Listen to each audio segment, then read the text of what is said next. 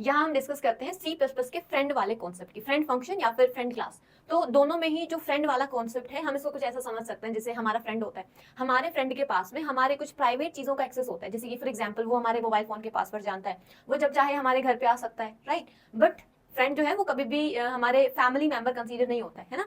तो वैसे ही सेम यहाँ हमने कोई क्लास बनाया, इवन हमारे पास कोई फंक्शन भी हो सकता था। अगर हम किसी क्लास को या किसी भी फंक्शन को अगर हम किसी दूसरी क्लास का फ्रेंड बना देते हैं विद फ्रेंड कीवर्ड, तो अब ये बी क्लास ए क्लास के लिए क्या बन गया, फ्रेंड बन गया। इसका मतलब है कि अब बी क्लास जो है वो ए क्लास के प्राइवेट मेंबर्स को एक्सेस कर सकता है।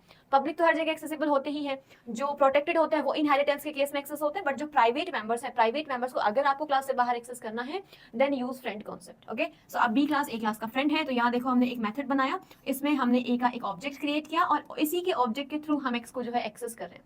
तो जब भी ये बी क्लास का जो शो मेथड है ये इवेलुएट होगा, यहाँ पे एक ऑब्जेक्ट क्रिएट होगा ए क्लास का, इसमें जो एक्स होगा जिसका डिफॉल्ट वैल्यू वहाँ पे हमने 90 सेट किया हुआ है, वही ये जो है प्रिंट करवा देगा। तो कभी भी हम इन मेंबर्स को डायरेक्टली एक्सेस नहीं कर सकते, ऐसा नहीं है कि आपने बिना ऑब्जेक्ट क्रिएट किया आप एक्सेस कर रहे हो, नहीं।